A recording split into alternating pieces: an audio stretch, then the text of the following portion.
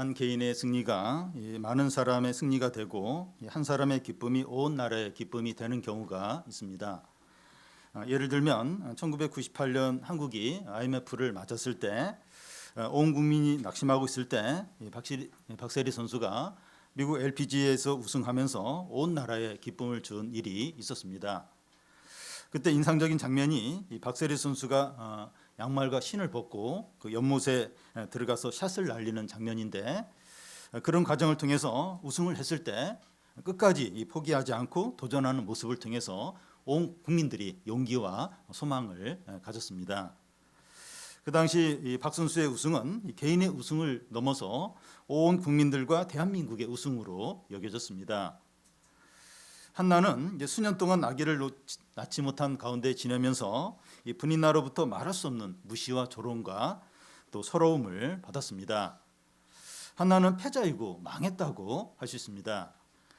하나님께서 한나에게 불행과 절망을 허락하신 이유는 이 하나님을 전심으로 찾고 간절히 기도하도록 하기 위해서입니다. 한나는 철저히 자신을 낮추고 하나님을 전적으로 의지하며 기도합니다. 주의 여종에게 아들을 주소서. 그러면 그 아들을 하나님께 드리겠나이다 합니다.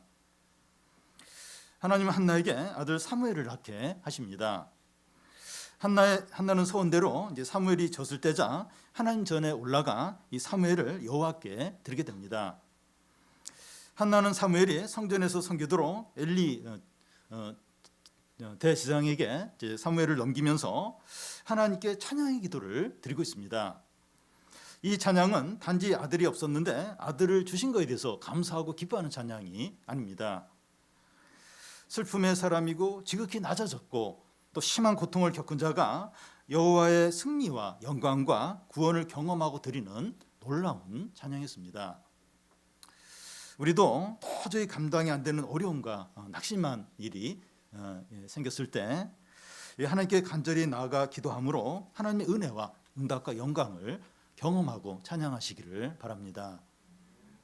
먼저 한나가 기뻐하는 이유입니다. 1절을 보면 한나가 기도하여 이르되 내 마음이 여호와를 말미암아 즐거워하며 내 뿔이 여호와를 말미암아 높아졌으며 내 입이 내 원수를 향하여 크게 열렸으니 이는 내가 주의 구원을 말미암아 기뻐함이니이다. 한나는 5살 정도 된 사무엘을 성전에 영영 맡기면서 슬퍼하거나 서운한 것을 후회하지 않았습니다. 말할 수 없이 즐거워하고 기뻐합니다. 단지 마음속으로만 즐거워하는 것이 아니라 외적으로 그 기쁨을 표현하고 있습니다.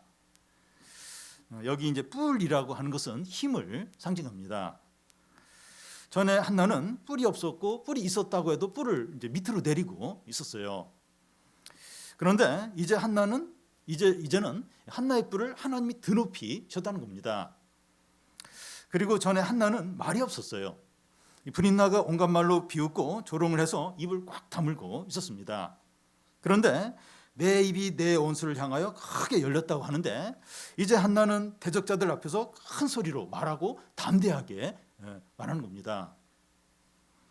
한나는 내적으로는 마음으로 여호와를 인하여 즐거워하고 외적으로는 내 입이 원수들 향하여 크게 열렸다고 하면서 기쁨을 표현하고 있습니다. 한나는 전인격적으로 기뻐하고 있습니다. 그런데 이 한나의 기쁨의 원인이 뭡니까?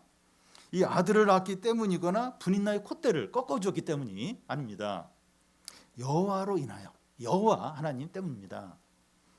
아들 때문이 아니라 아들을 주신 여호와 하나님 때문에 기뻐합니다. 물론 이 아들 때문도 기뻐하지만 아들보다도 하나님이 더 크게 느껴지면서 기쁜 겁니다. 이것의 차이를 아시겠죠? 좋은 일보다 하나님의 은혜와 사랑과 영광과 신실함이 너무 강하게 밀려오는 거예요.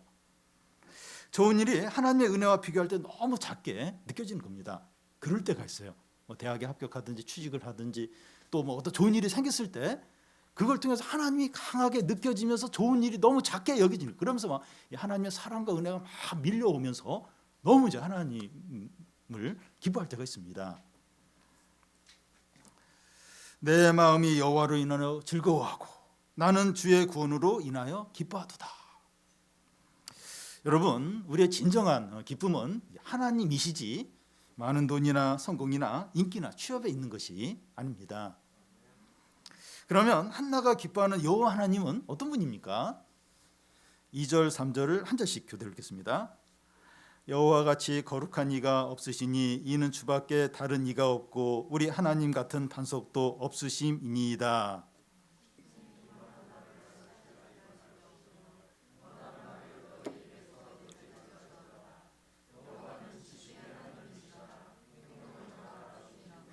네.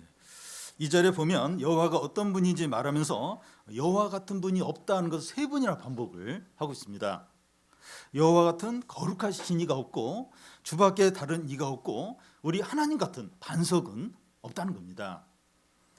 여호와 하나님은 특별하고 유일하신 분이라는 거죠. 하나님은 이제 한나는 이 말할 수 없는 고통과 이 바닥이 꺼져가는 그런 깊은 절망과 모든 사람에게 버림을 받는 그런 외로움을 겪으면서 여호와 하나님은 거룩하고 반석 같은 유일하신 분이라는 것을 경험하고 찬양을 하고 있습니다. 여러분, 이 사람이 모든 것을 다 잃고 완전히 망하기 전까지는 하나님을 제대로 알 수가 없습니다. 한나는 큰 고통과 깊은 절망 가운데서 거룩하고 반석 같은 유일하신 하나님을 경험하고 찬양을 하고 있습니다. 만약에 한나에게 이런 애를 못 낳는 어려움, 거기에 플러스 또 분인나의 엄청난 조롱과 핍박, 그러니까 이걸 겪으면서 이제 이 거룩하고 유일하신 반석 같은 하나님, 이걸 다 경험을 한 거예요. 그러면서 그 하나님을 찬양을 하고 있는 겁니다. 그럼 왜 여호와 하나님을 유일하고 특별한 분이라고 합니까? 지식의 하나님이시라 행동을 달아보시기 때문입니다. 여기 행동은 그 히브리어로 보면 이 악한 짓을 말하고, 여기 달아본다는 것은 히브리어로는 평가한다는 의미입니다. 지식의 하나님이시라고 하는 것은 여기 다 알고 다 보신다는 이제 뜻입니다. 서울에서 이제 출근하기 위해서 집 밖으로 나와서 이제 저녁에 이제 퇴근해서 집 안으로 들어갈 동안 CCTV에 한 300건 정도 찍힌다 그래요. 차 안에 있을 때는 블랙박스에 이제 찍힙니다. 그래도 찍히지 않는 장소가 있을 수 있어요. 아, 여기는 아무도 못 보겠지. 그때 이제 하나님이 이제 다 보십니다. 하나님은 사람의 마음속까지 다 알고 계세요. 하나님은 사람들이 마음으로나 행동으로 악한 짓을 할 때 다 보세요. 다 보고 다 아십니다. 그래서 이 사람이 특히 이제 조심해야 될 게 뭡니까? 심히 교만한 말을 하지 말고 오만한 말을 너 입에서 말하지 말라는 겁니다. 여기 교만이란 말의 히브리어의 의미는 크다 하는 뜻입니다. 그래서 이 교만한 말을 한다는 것은 자기가 매사에 크다고 이제 말하는 거예요. 공부나 외모나 실력이나 모든 부분에서 내가 너보다 크다. 모든 사람보다 내가 크다. 우리 자녀가 당신의 자녀보다 크다. 이렇게 말하는 게 교만한 말입니다. 교만한 말은 결국 내가 제일 크다는 거예요. 제일 크다는 겁니다. 김세영 교수님은 이 교만이란 사람이 스스로를 하나님이라고 생각하는 거라고 이제 말했습니다. 자신을 얼마나 크게 여기는가 하면 하나님만큼 크다고 여기는 거예요. 그래서 이 교만한 말을 하고 오만한 그 행동을 하는 게 제일 큰 죄가 됩니다. 앞에서 하나님께서 악한 짓을 다 보고 이제 평가하신다고 했는데, 이 악한 짓이 이 교만한 말을 하는, 이게 이제 악한 짓인 겁니다. 분인나가 한나에게 온갖 교만한 말을 했는데 하나님께서 분인나의 악한 짓을 다 보고 평가를 하셨다는 거예요. 우리가 누군가에게 교만한 말을 들을 때 이제 기억해야 될 게 뭔가 하면 하나님께서 그의 악한 짓을 다 보시고 평가하시겠구나 하는 겁니다. 교만한 말을 듣는 우리가 불쌍한 것이 아니라 이 교만한 말을 하는 사람이 진정으로 불쌍한 거예요. 왜냐하면 하나님이 그 교만한 말을 하는 사람을 다 보고 계세요. 다 알고 계시고 평가를 이제 내리고 이제 있기 때문이죠. 하나님 그 사람을 반드시 낮추십니다. 아니, 모르면 모르는데 다 알아요. 그 악한 짓을 다 보고 아세요. 하나님 가만히 안 놔두죠. 반드시 그 사람을 바닥으로 이제 낮추시게 됩니다. 우리도 이제 교만한 말을 하지 않도록 해야 합니다. 믿는 자 안에 성령이 계시기 때문에 이제 교만한 말을 하고 나면 기쁨이 싹 사라져요. 이제 믿는 사람은 그래요. 그러니까 그 다른 사람에게 교만한 말을 했는데 그 사람 잘 못 알아들어요. 근데 나는 안 거예요. 아, 내가 교만한 말을 했구나. 그러면서 이제 막 힘들어지기 시작합니다.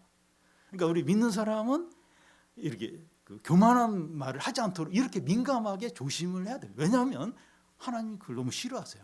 하나님 앞에서 악한 짓이 된다는 거예요. 하나님 다 보고 평가를 이제 하시기 때문입니다. 한나는 분인나에게 무신당한 말을 수없이 이제 들으면서 교만한 자의 말을 다 듣고 평가하시고 심판하신 하나님을 찬양을 하고 있습니다. 여호와 하나님은 특별하고 유일한 분이라고 하는데 또 다른 이유는 역전의 하나님이시기 때문입니다.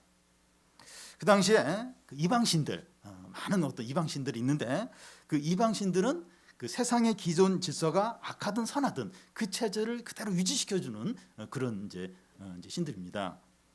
그런데 하나님은 세상에 개입하셔서 하나님의 자유로운 의지대로 역전을 시키는 분이시라는 거예요. 하나님은 평준화를 지키거나 중산층이 많아지게 하는 그런 사회 체계를 만드는 것이 아니라 역전을 시킵니다. 역전을 시켜요. 그래서 예수님이 이제 유대 땅에 왔을 때 사회 지도계층들이 그렇게 예수님을 위험 인물로 여기고 없애려고 했던 겁니다. 하나님은 개인의 삶뿐만 아니라 사회나 국가나 온 세상 안에서 역전을 하세요. 역전을 시킵니다. 먼저 전쟁에서 역전을 시킵니다. 4절을 보면 같이 한번 읽겠습니다. 용사의 활은 꺾이고 넘어진 자는 힘으로 띠를 띠도다. 세상의 기존 질서는 용사는 항상 승리하고 약자는 항상 패배를 하는 겁니다. 그런데 역전이 있다는 거예요. 용사의 활이 꺾이고 하는데 이 말은 강한 자가 쓰러진다는 거예요. 반대로 넘어진 자가 힘의 띠를 띈다고 하는 것은 약자가 승리한다는 겁니다. 한나와 분인나를 비교할 때 분인나는 용사의 활에 해당이 되고 한나는 넘어진 자에 해당이 돼요. 성경에 이렇게 비교되는 사람들이 여러 사람이 나오는데 사울과 다윗이고 골리앗과 또 다윗이고 또 하만과 모르드게 또 애굽 왕 바로와 모세가 이제 해당됩니다. 이런 힘의 차이는 영원히 바뀌지 않을 것 같아요. 끝까지 이 힘의 어떤 이건 안 바뀔 것 같습니다. 그런데 이 하나님의 능력으로 용사의 활이 꺾이고 넘어지는 자가 이길 때가 있다는 겁니다. 한나가 분인나를 이겨요. 다윗이 골리앗을 쓰러뜨리고 모르드게가 하만을 이기게 됩니다.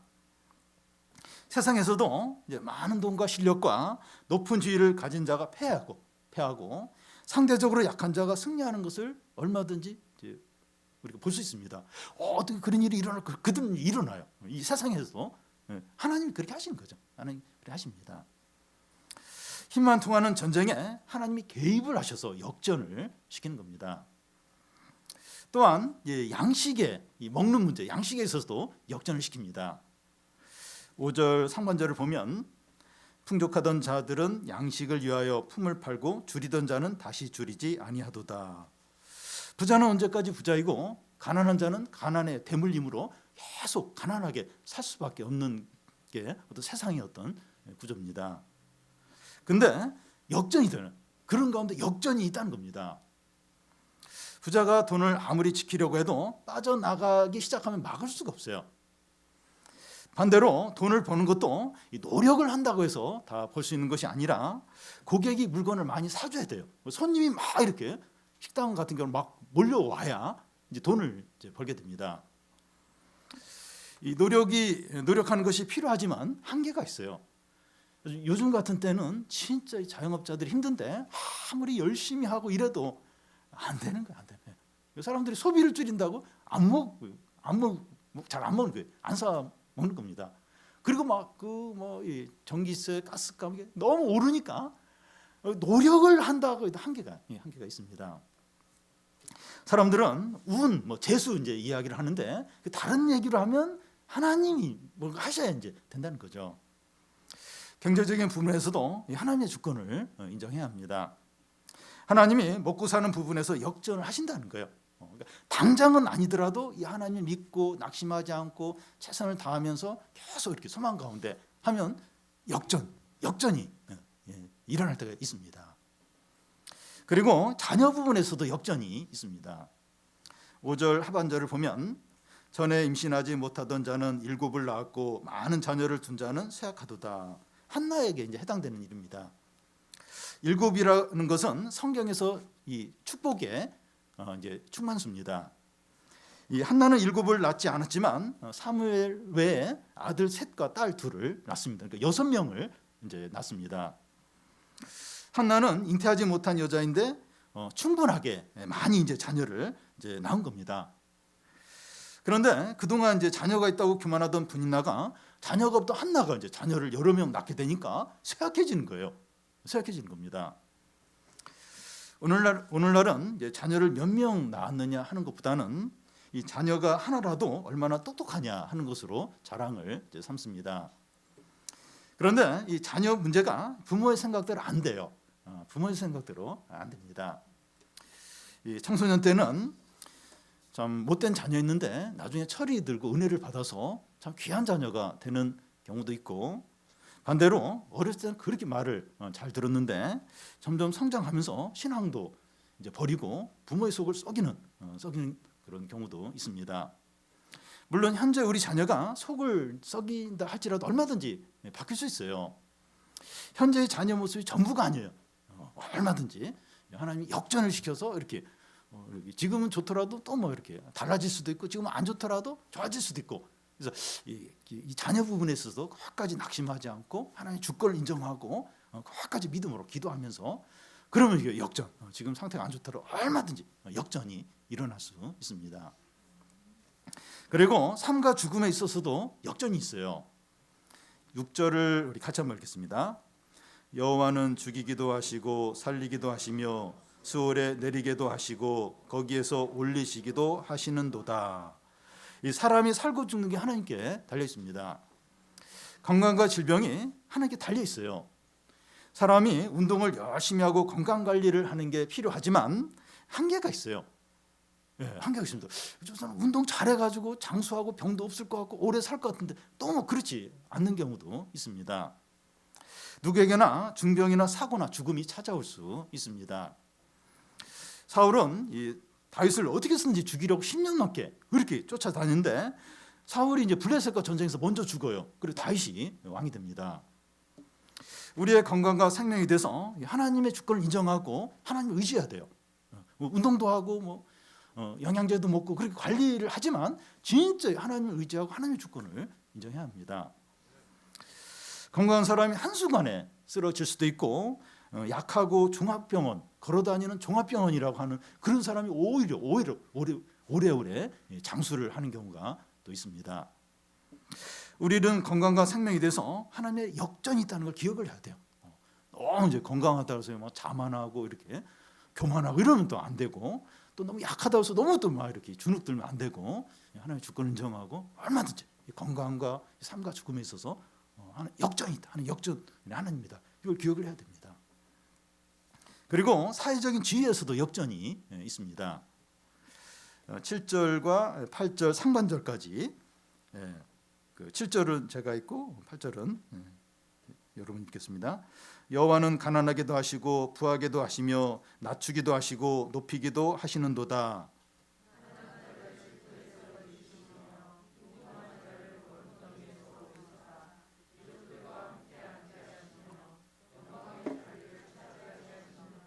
여기까지만. 이 빈궁한 자를 거름더미에서 들어서 기족과 함께 앉힌다는 것은 최고의 지위 상승입니다. 하나님은 높은 자리에 있는 자를 낮추시기도 하는데, 이 대표적인 경우가 이 바벨론의 느부갓네살 왕입니다. 이 느부갓네살 왕이 얼마나 교만했는가 하면 이 지붕을 이렇게 왕궁 지붕을 거니면서 이 큰 나라를 내가 이렇게 세웠지 하면서 그렇게 막 자랑을 이제 했습니다. 그러다가 7년 동안 미쳐서 들짐승처럼 들여서 풀을 먹고 이슬을 맞고 머리털이 모리털 독수리털처럼 막 바짝 쓰고 손톱은 새 발톱처럼 그렇게 자라서 들여서 이제 이 짐승처럼 7년을 보내게 됩니다. 그러다가 7년이 지난 후에 제송성이 돌아와요. 그래서 다시 이제 왕으로 복귀를 하는데, 그런 후에 느부갓네살이 하나님을 찬양해요. 뭐라고 하는가 하면 교만한 자는 하나님이 능히 낮추신다, 이런 찬양을 합니다. 하나님은 높일 자를 높이고 낮출 자를 낮추십니다. 자기가 그 자리에서 내려오려고 하지 않아도 하나님이 낮추시면 내려와야 돼요. 반대로 높아지려고 하지 않아도 하나님 높이실 자를 높이십니다. 그래서 이 믿는 자는 높아지거나 좋은 자리 가려고 막 인간적인 방법을 쓰거나 막 사람에게 아부하고 그렇게 하지 않아야 됩니다. 그러니까 막 그러고 싶은 막 그게 막 그런데 그렇게 하지 않도록 해야 됩니다. 그런데 이 직장인들에게 승진 문제는 아주 민감하고 중요합니다. 동기들 중에서 누구는 승진을 계속하는데 수년째 이렇게 승진을 못하면 그 동기들 또 후배들에게 고개를 숙여야 돼요. 또 어떤 직장은 이게 승진이 안 되고 계속 그게 이제 미뤄지면 반강제적으로 이제 회사에서 나와야 되는 그런 회사도 있습니다. 우리는 승진 문제에서 최선을 다해야 돼요. 성실하게 일을 해야 하지만 역전의 하나님을 기억하고 인내를 하는 것까지 기도하면서 최선을 다하면서 그러면 역전이 일어날 수 있습니다.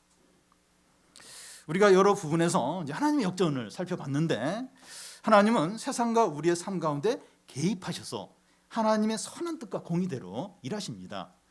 그러니까 그 세상의 여러 신들은 그렇게 안 해요. 이게 신이 뭐 이게 신의 뜻을 찾으려면 뭐 이렇게 짐승에 뭐 이렇게 옛날에 보면 뭐 간에 어떤 거 보고 또 그러니까 뭔가 이렇게 현실에 직접 관여하는 신이 아닌데, 여호와 하나님은 개입을 하세요. 삶과 우리의 삶 가운데 개입을 하셔서 하나님의 선한 뜻과 공의대로 이제 행하십니다. 그래서 우리가 힘들고 어려울 때 우리가 원하는 대로 해달라고 기도하는 것이 아니라 하나님의 선한 뜻이 이루어지게 해달라고 기도를 하는 겁니다. 한나가 그렇게 기도를 했어요. 그래서 내가 원하는 거, 나에게 꼭 필요한 거, 물론 그거 위해서 기도하지만 이제 그런 기도를 하면서 그렇지만 하나님 뜻대로 해주십시오. 하나님이 이 일 통해서 높임을 받아 주시옵소서. 이제 그렇게 이제 기도를 하는 겁니다. 그러면 우리가 원하는 대로 될 수도 있고 안 될 수도 있는데 그래도 참 어떤 은혜를 누리는 거예요. 그리고 소망을 갖게 되고 더 이제 하나님을 이제 신뢰하게 되고 이제 그런 눈에 보이지 않는 큰 축복을 이제 누리게 됩니다. 그런데 역전이 이제 가능하기 위해서 여호와 하나님께 능력이 있어야 돼요. 여러분 이렇게 뒤집으려면 이렇게 순서를 바꾸게 하려면 힘이 있어, 힘이. 근데 진짜 하나님이 그런 힘이 있냐, 그런 존재냐 하는 겁니다. 그래서 이제 그 뒷부분에 이제 그 이야기를 하는데 8절 중간에 보면 땅의 기둥들은 여호와의 것이라 여호와께서 세계를 그것들 위에 세우셨도다. 여호와 하나님은 온 세상의 창조주십니다. 그리고 세상 만물을 유지하고 다스리는 분이세요. 이 땅의 기둥을 세우시고 거기에 이제 이 세상을 만드신 그런 창조주 하나님, 다스리는 이제 분이십니다. 10절을 보면 여호와를 대적하는 자는 산산이 깨어질 것이라 하늘에서 우레로 그들을 치시리로다. 여호와께서 땅끝까지 심판을 내리시고. 그러니까 하나님을 대적하는 사람은 산산이 부서지고 하늘에서 우레로 이제 심판을 하신다는 거예요. 땅끝까지 심판을 하신다는 겁니다. 누가 감히 하나님께 대항하고 그럴 존재가 어디 있습니까? 그렇게 심판하고 모든 걸 주관하시고 그리고 교만한 자를 다 깨트리시는 그런 이제 하는. 그러니까 얼마든지 역전이 가능한 그런 넉넉한 능력을 갖고 계신 분입니다. 하나님 믿어도 될까? 이거 하나님이 말씀하시는데 이루어질까? 이루어진다는 거예요. 하나님은 온 세상에 창조주시고 다스리는 분이고 그리고 땅끝까지 심판하시는 그런 하나님입니다. 한나의 찬양은 어디까지 가고 있습니까? 10절 중간을 보면 자기 왕에게 힘을 주시며 자기의 기름 부음을 받은 자의 뿔을 높이시리로다. 한나는 그 애문제 때문에 이제 하나님께 나가 기도했는데 단지 어떤 개인적인 거기에 이제 끝나고 그걸로 이제 찬양하고 끝나는 것이 아니라 개인의 문제, 이 개인의 차원을 훨씬 더 뛰어넘으면서 찬양을 하게 됩니다. 기름 부음 받은 자의 뿌리인 다윗을 이제 바라보면서 찬양을 합니다. 하나님께서 기름 부음 받은 다윗 왕이 가난한 자와 줄인 자를 회복시키는 대행자의 역할을 할 것을 바라보면서 찬양을 하는 거예요. 한나가 이렇게 살펴본 이러한 역전의 어떤 이런 일들을 하나님의 기름 부음을 받은 다윗이 이제 그걸 이제 한다는 거예요.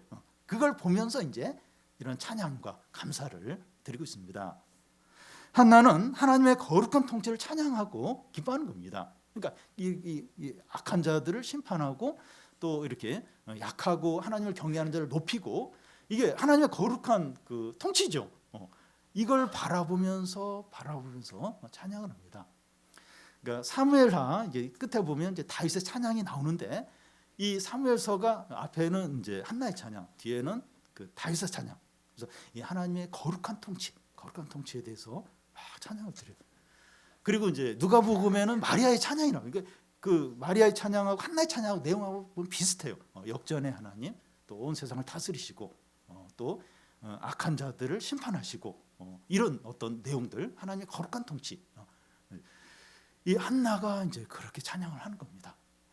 그냥 어떻게 보면 막 이렇게 애 못 낳아서 참 비참하고, 그래서 막 그 둘째 부인한테 온갖 이제 멸시를 당하고, 그래서 막 이렇게 위축되고, 이제 그런 여인이 이제 이렇게 자신의 문제를 가지고 하나님께 나아가서 그 하나님의 뜻을 구하는 그런 기도를 했을 때 그 다윗 왕조의 어떤 출현으로 이제 하나님의 뜻이 이루어질 거, 또 이스라엘의 부흥과 또 하나님의 거룩한 통치, 이걸 바라보면서 이런 찬양을 하는 거잖아요. 그래서 그 사무엘서를 이제 그 해석하는 그 어떤 원리가 이 한나의 찬양이 있다 이렇게 말할 정도로 엄청난 이 엄청난 이 찬양과 어떤 하나님을 높이는 어떤 하나님 나라를 이렇게 바라보는 이런 찬양을 지금 한나가 지금 이제 하고 있습니다. 지금 한나는 이제 4-5살 된 사무엘을 이제 성전에 맡기면서 인간적으로 얼마든지 슬퍼할 수 있어요. 얼마든지 막 이렇게 너무나 막 이렇게 마음이 이제 우울하고 이제 힘들 수 있는데 그런 것이 아니에요. 그런 것이 아니고 사무엘을 통해서 세워질 이스라엘 왕국과 하나님 나라의 영광과 권세를 바라보면서 찬양을 했습니다. 찬양. 엄청난 찬양, 엄청난 이 감사와 영광을 들리고 있습니다. 우리에게 어떤 고난과 불행과 슬픔이 있다면 우리에게 다 있어요. 다 있습니다. 없는 사람 없어요. 너무 힘들고 괴로운 그런 일들이 있는데 그 일에 대해서 하나님의 주권을 인정하는 겁니다. 이걸로 나는 뭐 끝장나겠다. 그렇지 않아요. 하나님의 주권을 인정하고 또 기도하는 거예요. 기도. 하나님께 전적으로 나가서 기도하는 겁니다. 기도. 그러면서 이 어려움을 위해서도 기도하지만 하나님의 뜻이 이루어지게 해달라고 이렇게 간절히 기도하는 겁니다. 그래서 하나님의 영광과 은혜와 부흥을 경험하고 이런 놀라운 찬양을 하시는 성도들이 다 되시기를 바랍니다.